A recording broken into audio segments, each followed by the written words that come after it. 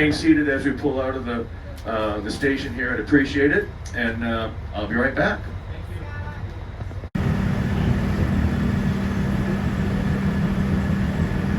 As we're heading up here, keep in mind, when we get to the summit of the mountain, we're going to go through 3 separate agricultural zones. The one on the summit of the mountain is an Arctic tundra agricultural zone. Only three things grow up there: Arctic grass, moss, and lichen. So take a look. It's good when the wind comes up down the base area because it blows them away. Now, take a look at the trees out here on either side of the train. Notice the height of the trees and the type of trees, because we have leaf-bearing trees, that's the deciduous trees, and then the pine trees, which is the coniferous trees. But notice the height, and of course as we get higher and higher up the mountain, we get closer to tree line, so the trees will get smaller and smaller the higher and higher we go up. When we get to tree line, we'll pass through there won't be any more trees. That's where the Arctic tundra agricultural zone takes over. Fast when you stand up. So here we are coming to the second switch. So yeah, everybody's seated. Please take a seat. Have the children sitting, please. The children need to be seated, please. And coming up to the upper Wambach switch. It's in the right place at the right time. We like that. And we always slow down on these switches because we want to make sure that we're good and safe going over them.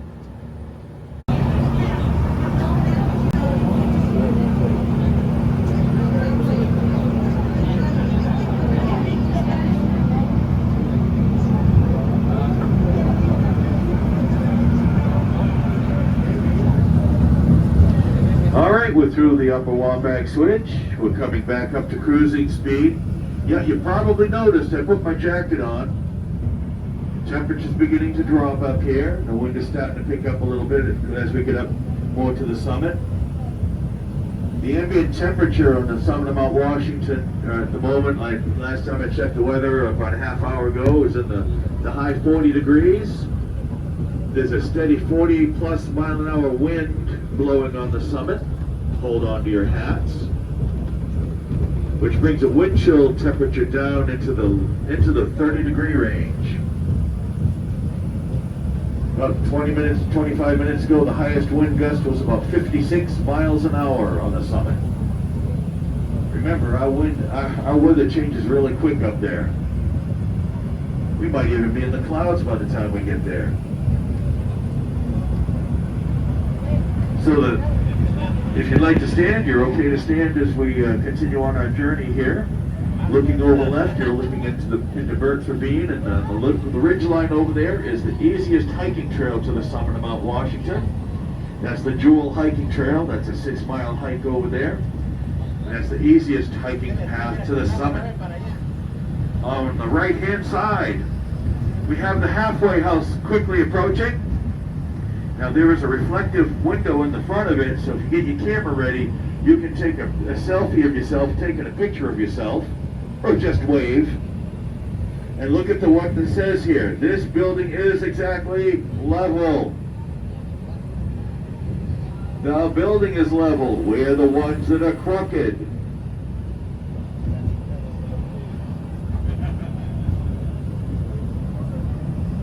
Well, there is a story about the crooked trees, okay? And the story about the crooked trees goes like this. You see, this is Independence Day. This is a national holiday. Well, those legislators down in Washington, D.C. created another holiday for trees. We call it Arbor Day. That's when you're supposed to go outside and plant a tree. Well, those politicians down in Washington, D.C., they used to come up here to plant a tree. The crooked ones are the ones they planted. All right, so we're getting higher and higher here on our journey up. And look over to the left, out the ridge line over there. Beyond the ridge line of the Jewel hiking trail, you can see some mountains way beyond. We've got a good 50, 60 miles of viewing over there. Those mountains are in northern New Hampshire and northern Vermont.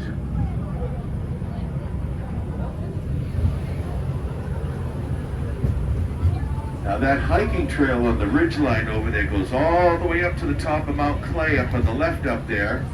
And if you look up there, sometimes you can see hikers on the trail up there silhouetted against the sky.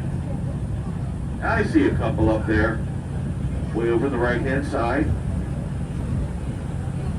So check out the trees right close to the coach. They're a lot smaller than they were way down at the base area. We're getting closer to tree line. Now you remember about Jacob's Ladder?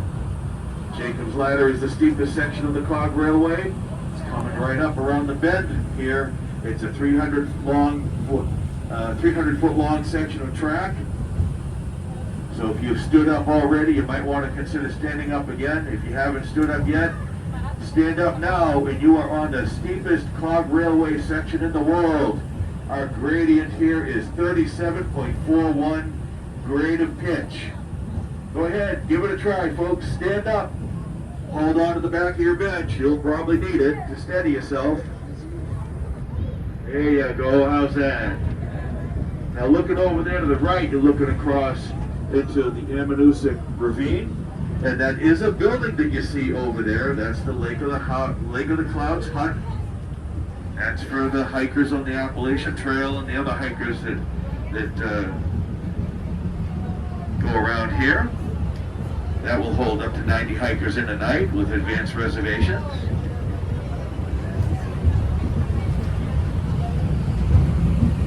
Well, how's that, everybody? How did you like Jacob's Ladder? Pretty steep, huh? Now, when we were going over Jacob's Ladder, where I'm sitting here up on the platform at the front of the coach, I am 14 feet higher than the back of the coach.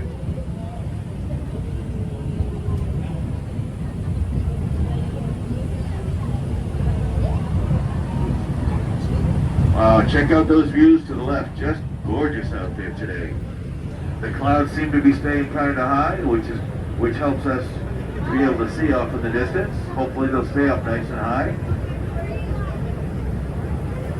Now this ravine to the left of us over there, if you dare, you can look down to the bottom of Birch Ravine. That's about a 1,000-foot vertical drop. Now if that spooks you out, just look over here to the right, and we've got Mount Washington right beside us, up nice, close and personal. Now, like I said, if you do something significant around here, you get things named after you. So Birch Ravine is named for Henry Burt. He was a newspaper man here.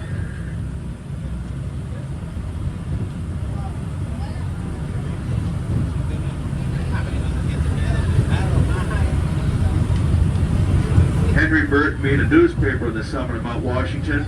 At the time, when the Cog started, there was a hotel up there that would hold 150 guests overnight. He thought it would be just a great idea to have a daily morning newspaper. So he brought a printing press up here and hired staff, reporters, typesetters, editors, and they published a newspaper called Among the Clouds. Oh, look off to the right. Here's Rocky the Rock Frog. On the right-hand side there, going past the coach, Rocky the Rock Frog. And Rocky always whispers to me on the way by. Rocky says to me, Scott, you got to remind those passengers that they're just about at tree line. And these trees are just about all gone. So look out the side here, and you see all that we have left is small pine trees. The leaf-bearing trees are just about all gone. And these small pine trees, we call them scrub pines. Now these trees are fully grown, fully mature trees. They're estimated to be about 150 to 200 years old. Now the reason why they get so small here is basically because we have a very short growing season and our severe weather. Now remember, we get a lot of rain up here, a lot of snow. In fact, snow season just began. Snow season typically runs here in Mount Washington. It starts about July 1st, and snow season ends about, June 30th.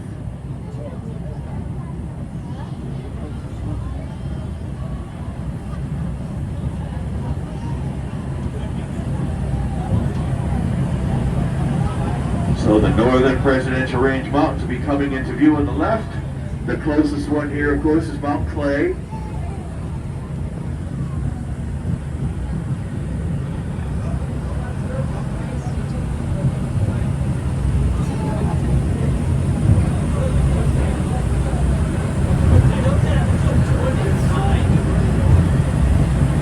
There's places, mountain climbers and rock climbers all over the place. You do a little research like at EMS or the Appalachian Mountain Club, and they can recommend some good places for you to go. The most popular rock climbing place is at a cliff over in North Conway called Cathedral Ledge. It's not on Mount Washington, but that's a world-class climber's spot. It probably is. There's a lot of, on the other side going down, when we get up higher here, the Great Gulf is on the other side there, and it swoops down into a huge ravine, and you'll see some pretty dramatic views over there on some of the cliff faces. But I would still recommend that you check out with the local climbing clubs to see where it's the best places are to go.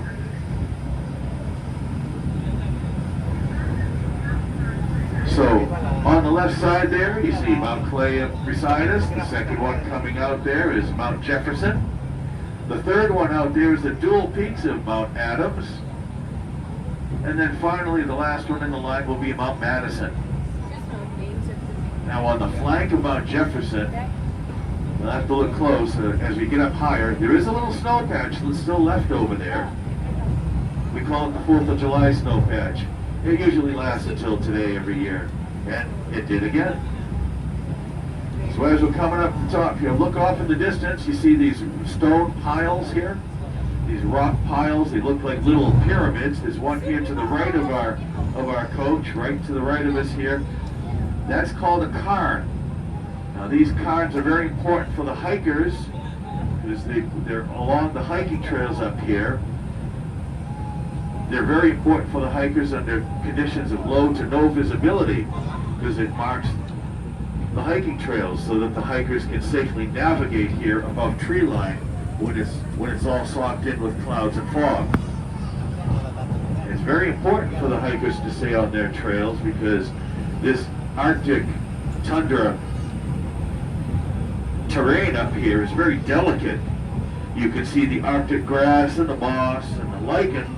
Now the lichen grows on the granite stones here. It's what gives it the green tint. This granite is usually quite gray. So looking over to the left, you can look into the Great Gulf. Half of it, of course, is on Mount Washington. The other half is on the other side of the Presidential Range over there. And those mountains that you see off in the distance are in Maine, western Maine, and northern New Hampshire.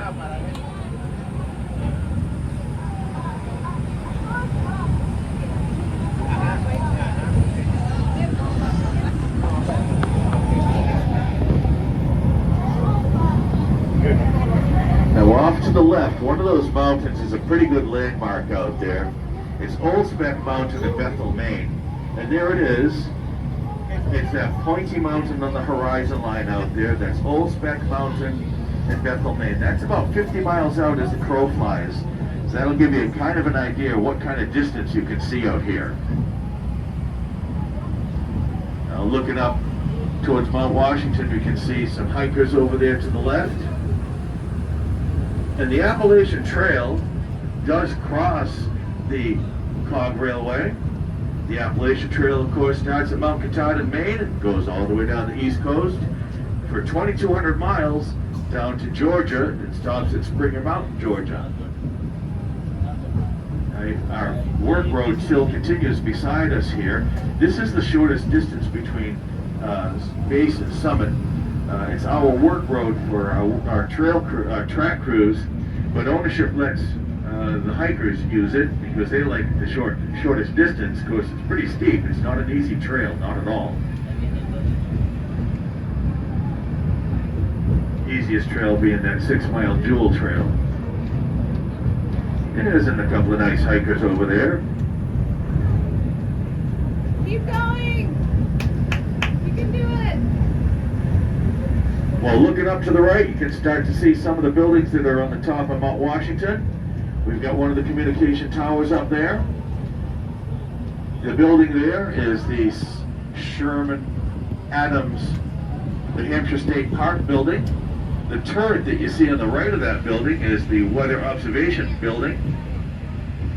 Inside the Adams building, you'll find a couple of restrooms, of course, food service, gift shop, museum, even a post office.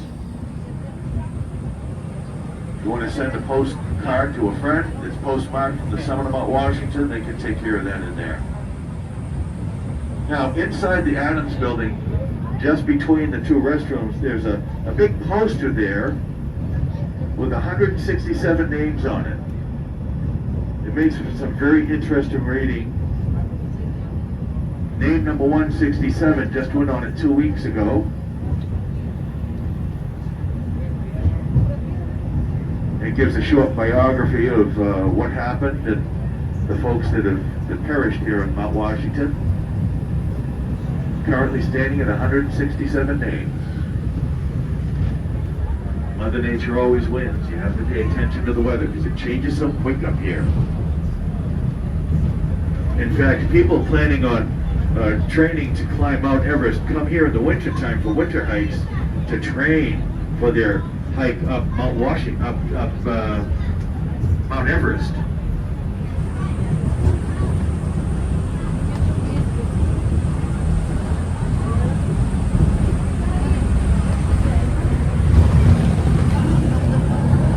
So a couple of the buildings up here on top of Mount Washington, besides the Adams State Park building that you can go into.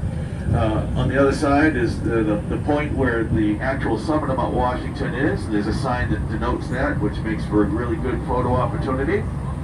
The Tip Top House is up there. That's the stone building where Sylvester Marsh and his friends sought refuge.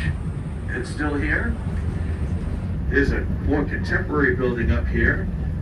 I find it very interesting because it's, remember, we have very high winds. We have easily about 100 days a year with winds averaging over 100 miles an hour. So this contemporary building up here is held to the ground with chains. Now here is where the Appalachian Trail crosses. We have hikers' carts to the left of us, and we have hikers' carts to the right of us, and here I am in the middle with you.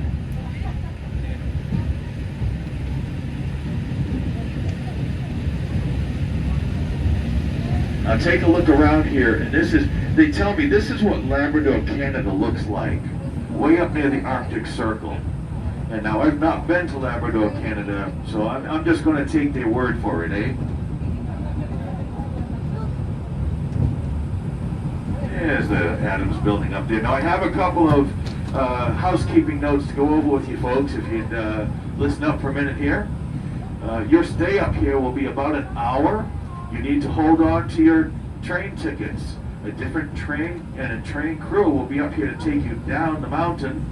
So you need your ticket to gain entry for your ride down to the base area.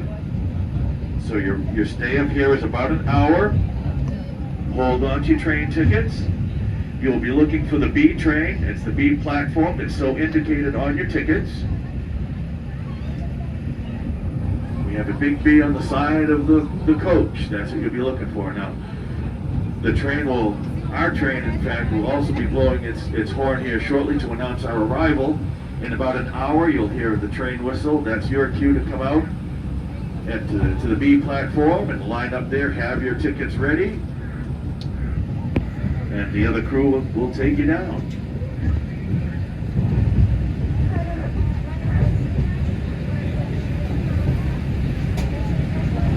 Now when we get up to around the corner here, there's one more switch to go through. Yep, everybody's already seated, so if you could please remain seated for the rest of the trip, I'd appreciate it. We have one more switch to go through. It's coming up shortly. And then I have to guide Engineer Bruce into our parking spot. So if everybody would please remain seated, I will be stepping off the coach and I will guide Engineer Bruce into our parking spot. As soon as we have a good departure zone, I'll come back on and let you know that you're good to depart. Be good to go. And keep in mind, you're up here for about an hour. Hold on to your tickets. A different crew will take you down.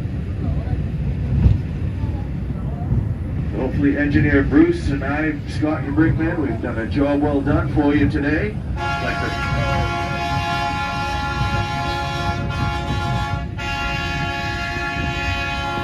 Yep, that's Engineer Bruce announcing our arrival, so if everybody could please be seated, remain seated. It's about 40 degrees out with a good 40-mile-an-hour wind. Hold on to your hats. Wind chills in the 30-degree range.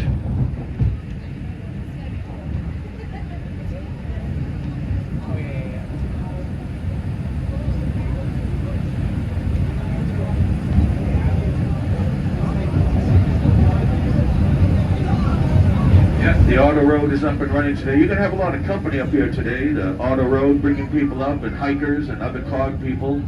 So enjoy the visit today.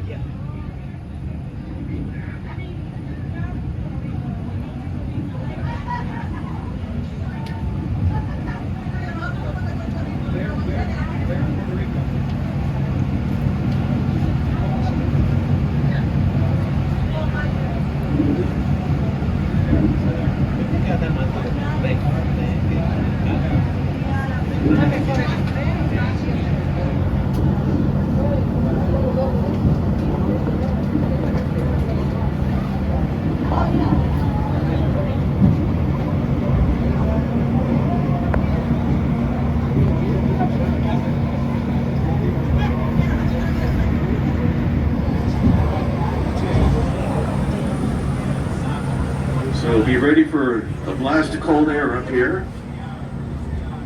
As you step off, go one step at a time. Be ready for some wind. If you have small children, you might want to hold on to them. You don't want them blowing away.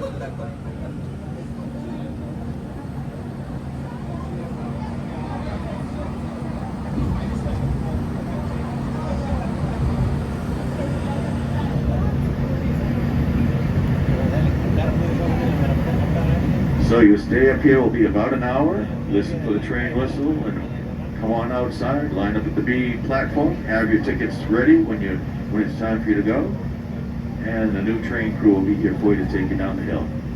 Thank you for joining us today. On behalf of Engineer Bruce and myself, I'm signing off and stepping off to guide us in. Here we go. Please remain seated.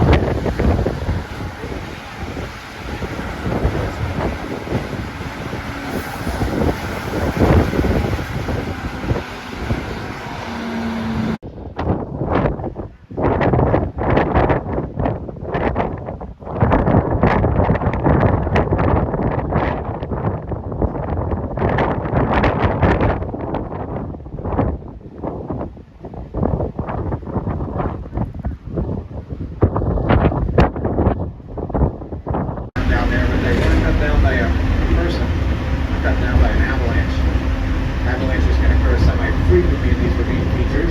Over 10 years ago, one cascaded down Birch Ravine, pretty good size avalanche, and it knocked over all those trees. So you can see it's just starting to grow back in down there now. Now we're about to cross over Jacob's Ladder Trestle. Remember, that's our steepest grade at 37.41%. Go ahead and stand up quickly if you want to, carefully.